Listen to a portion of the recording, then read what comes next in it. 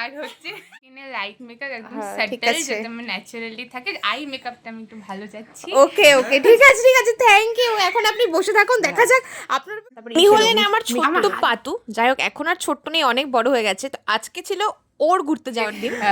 Client call টাইমের 1 ঘন্টা পরে এসেছে, তবু আমাকে সাজাতে হচ্ছে এভাবে। এরকম আমার চোখে সব থেকে বড় রোস্টার হচ্ছে আমার বোন।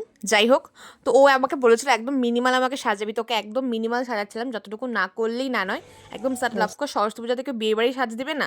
বাকি মেকআপ আর্টিস্টগুলো কী কী বলে ভিডিও, তো আমাকে সেগুলো শেখাচ্ছিল যে তুই কী কী বলবি ভিডিওতে। যাই হোক, গল্প করতে করতে ওর মেকআপটা কমপ্লিট হয়ে গেছে। তো আজকে আমি আই মেকআপটা ওর পরে করছি। আর অফকোর্স আমার সব থেকে ফেভারিট পার্ট হচ্ছে আমার আই মেকআপ। আর আই মেকআপটা ওর আজকে এত সুন্দর লাগছিল, সবসময় ভালোই লাগে আমার নিজের আই মেকআপ, কারণ জানি না আমার নিজেরই ভালো লাগে। একটা নিউ ট্রিক ট্রাই করলাম। আই মেকআপটা কমপ্লিট করার পরে হালকা দেখতে পাচ্ছ আই শ্যাডো দিয়ে একটু হালকা ব্লেন্ড করে দিয়েছিলাম, ব্ল্যাক শ্যাডো দিয়ে।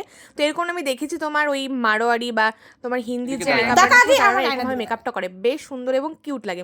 শাড়িটাও বাড়ি গিয়ে পরেছে, তাই ওর ঠিকঠাকভাবে না সাজানোর ভিডিও পেয়েছে না ঠিকঠাক ফটো পেয়েছে, জানি না কখন পাবো। যাই হোক, আর লিপস্টিকটা আমি ওকে বললাম তুই পরে নে, কমফোর্টেবল হবে, তুই যেভাবে পড়তে চাস। আর চুলটা একদমই মিনিমাল রাখতে বলেছিল, হালকা পাতলা একটু কার্লস করে দিয়েছিলাম। ঠিকঠাক কোনো সেরকম ভিডিও নেই, বাট দেখতে পাচ্ছ ওকে কত কিউট লাগছে, সুন্দর লাগছে, পুরো একদম সাউথ ইন্ডিয়ান লুক লাগছে পুরো দেখতে। আমার তো বেশ ভালো লেগেছে, তোমাদের কেমন লাগে জানিও। আর তোমাদের সঙ্গে দেখা হচ্ছে নেক্সট কোনো একটা ভিডিও, ততক্ষণ পর্যন্ত টাটা।